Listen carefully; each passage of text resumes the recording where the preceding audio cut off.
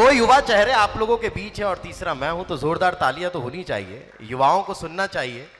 एक वर्तमान विधायक हैं, एक पूर्व विधायक हैं, दोनों अपने अपने क्षेत्र में बहुत कुछ कर चुके हैं, तो बातचीत करते हैं। सबसे पहले प्रजापति जी, आप ही से शुरुआत करता हूं। जो हम चर्चा शुरू करने वाले हैं, ये लाइव जा रही है क्या? जो हम चर्चा शुरू करने वाले हैं लाइव जारी होगी? ऑनलाइन चल रही थे? हाँ, आप तो जानते हैं मैं इसीलिए पूछ रहा हूं क्योंकि आप हर चीज ऑनलाइन, हर चीज लाइव, इसके पीछे की कोई खास वजह? सबसे पहले तो मैं आपके विस्तार चैनल को बहुत बहुत धन्यवाद देता हूं कि आपने ये प्लेटफॉर्म यहाँ पर राज कपूर ऑडिटोरियम में रखा, और यहाँ पर जो भी ऑडियंस है सभी को मैं सादर प्रणाम करता हूँ। और जो आप पहला ही सवाल कर रहे हैं लाइव, तो जिंदा रहना ही तो जिंदगी है, और जब हम लाइव हैं तभी हमारी गिनती है, उसके पश्चात कोई गिनती नहीं रहती है, सिर्फ हम लोग इतिहास में रह जाते हैं। तो इसलिए मेरा ये प्रयास रहता है कि ज़्यादातर मैं जनता के बीच में लाइव रहूं तो ज़्यादा बेहतर होता है। तो लाइव जनता के बीच सोशल मीडिया के जरिए ही, या वैसे जाकर भी रहना पड़ता है? अब अगर आप मुझे जानते होंगे या जानेंगे, तो मैं समझता हूं कि पर्सनल लाइफ के अलावा मैं अमूमन जनता के बीच में लाइव ही रहता हूं। और अगर मेरे साथ में हमारे सहयोगी होंगे तो वो हो सकता है लाइव कर रहे होंगे, अगर नेट होगा यहाँ पर तो आपका ये प्रोग्राम इसके पहले की रिकॉर्ड हो सकता है कि लाइव हो जाए। नहीं, हमारा प्रोग्राम रिकॉर्ड नहीं हो रहा है, ये भी टेलीविजन तो पर फिर लाइव अच्छा जा रहा है, तो लाइव और लाइव डबल लाइव हो जाएगा। अच्छा, मतलब ये आप समझ रहे हैं कि सोशल मीडिया की अहमियत क्या है, और उसी आधार पर आप चल भी रहे हैं और आगे भी बढ़ रहे हैं। सोशल मीडिया डिजिटल इंडिया जो अपने प्रधानमंत्री मोदी जी कहते हैं, उसका मैं भरपूर उपयोग करता हूं, क्योंकि मैं भी टेक्निकल व्यक्ति हूं। तो मैं उस टेक्निकल जो एक तरह से विद्या है उसका मैं उपयोग करता हूं कि अपने जनता के बीच में उसका उपयोग करते हुए मैं उनके बीच में भी रहूं। और कोई भी बात है, व्हाट्सएप है, फेसबुक है, सोशल मीडिया का माध्यम कोई भी अगर नहीं आ पा रहा है तो वो उस माध्यम से भी मुझ तक पहुंच जाता है। तो चलिए, बड़ी अच्छी बात है। मैं अब केपी जी आपका रुख करता हूं, चूंकि लाइव और ऑनलाइन वाला मामला था, हम लोग भी लाइव रहते हैं, इसलिए हमने कहा शुरुआत प्रजापति जी से कर ली जाए। सब कुछ बढ़िया है विधानसभा क्षेत्र में? विकास बढ़िया हो रहा है केपी साहब?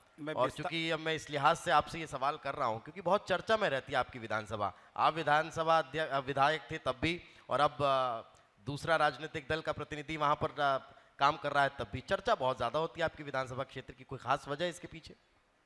सबसे पहले तो मैं विस्तार परिवार को बहुत बहुत धन्यवाद देना चाहूँगा कि पिछले साल भी आप सब ने यहाँ पर कार्यक्रम किया, और इस बार भी विस्तार परिवार विंध्य के गौरव को, विंध्य की बातों को, विंध्य के विकास को जिस तरह से विस्तार दे रहा है, उसके लिए मैं हृदय से विस्तार परिवार को बहुत बहुत शुक्रिया अदा करना चाहता हूँ।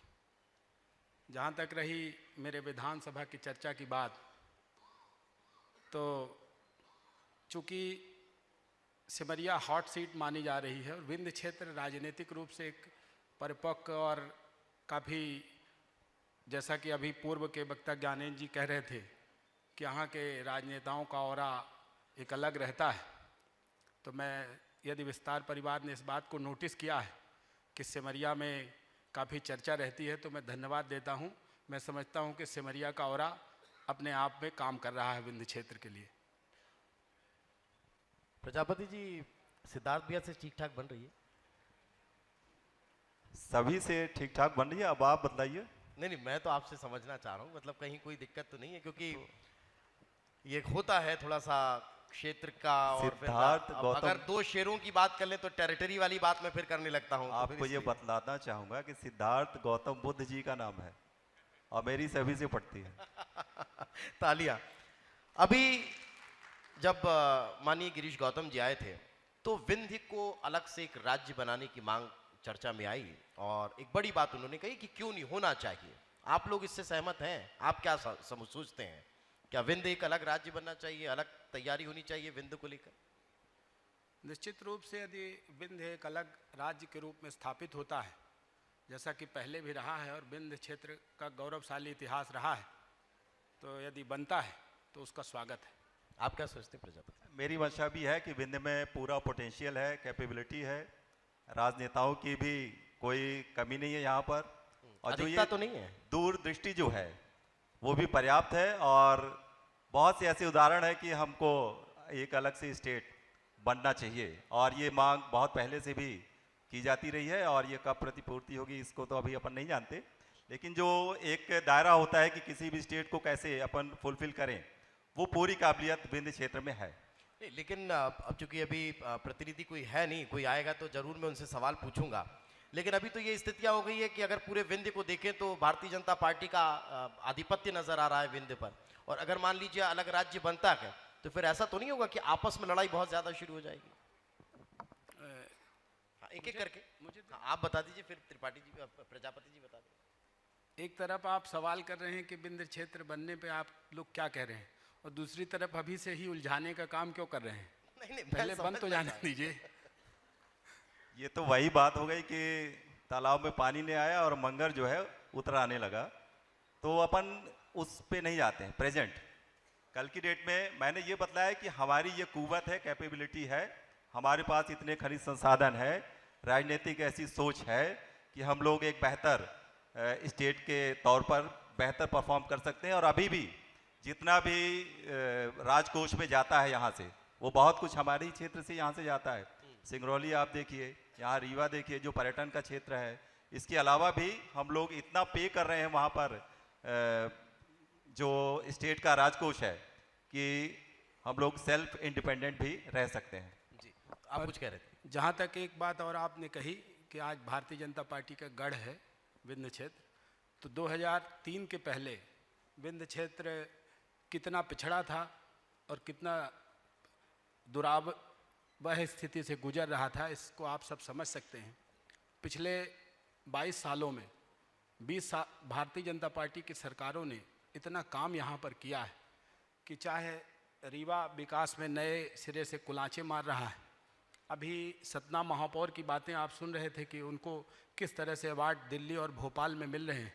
विंध्य के शहरों में होड़ मची हुई कि अभी आपने एक सर्वे देखा होगा कि सबसे ज़्यादा शहरीकरण में जो डाइवर्सन होता है वो पूरे मध्य प्रदेश के अंदर भोपाल और इंदौर को पीछे छोड़ते हुए रीवा में अकेले 6000 आवेदन आए। इससे पता चल रहा, एक बार कैलाश विजयवर्गीय जी यहाँ कह रहे थे कि जो व्हीकल वगैरह यहाँ बिकते हैं, उसमें एक बार इंदौर में ये चर्चा थी कि रीवा के अंदर सबसे ज़्यादा व्हीकल बिकने का काम हो रहा है। तो हमारी विभिन्न पोटेंशियल्स की जब हमारी सरकार बनी थी तो हमारे यहाँ का नेतृत्व तो कहता था कि विंध्य क्षेत्र को और रीवा क्षेत्र को नंबर 1 क्षेत्र बनाएंगे। तो मतलब पैसा अच्छा है विंध्य में, अब आ रहा है। तो लोग कहते थे, पहले भी माइनिंग और बहुत सारी चीज़ों में हम थे, आज हम 4 सेक्टर पे बहुत अच्छा काम कर रहे हैं। पहला, हमने बाणसागर नहर को पूरा करके किसानों के इंच इंच खेतों में पानी पहुंचाने का जो हमारा सिलसिला था उसको चालू किया।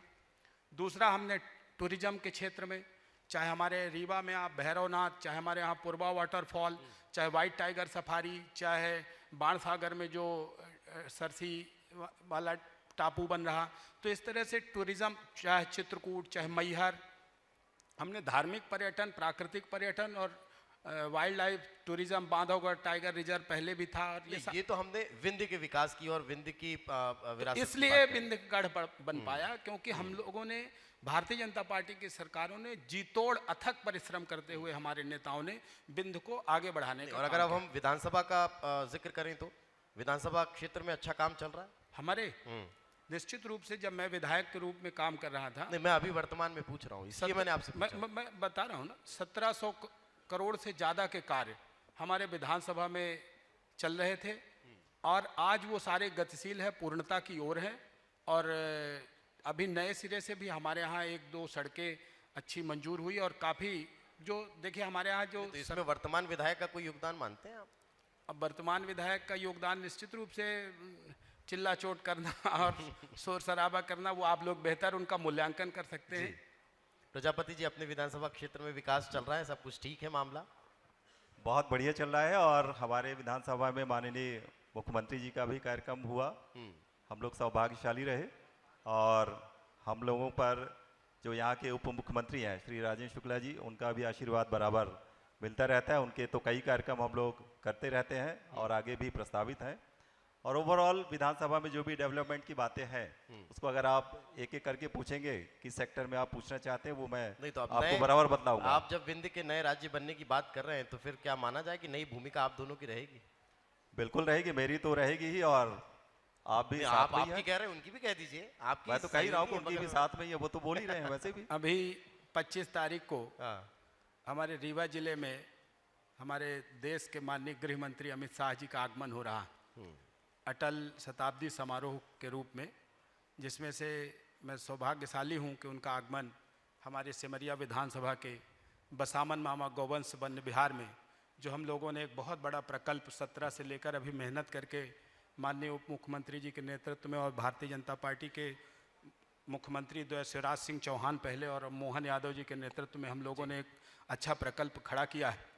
और जो हमारे प्रधानमंत्री नरेंद्र मोदी जी आज प्राकृतिक खेती की बात कर रहे हैं कि पूरे दुनिया में भारत जो है प्राकृतिक खेती का नेतृत्व करेगा, और अभी उन्होंने साउथ में एक कोयम्बटूर में साउथ नेचुरल एग्रो समिट करके ऐसा नहीं, कार्यक्रम बिल्कुल हर क्षेत्र में भारतीय किया जनता था, पार्टी तो उसी में- उस दिशा में काम कर रही है, तो जो आप उसी लोग कह दिशा रहे में हैं। गाय की उपयोगिता जी, और गाय से कैसे हमारे भारत की संस्कृति और दुनिया की संस्कृति जुड़ती है, इसको लेकर माननीय अमित शाह जी 25 तारीख को एक बहुत बड़ा किसान सम्मेलन सिमरिया में बसावन मामा में करने जा रहे हैं गौवंश वन विहार में।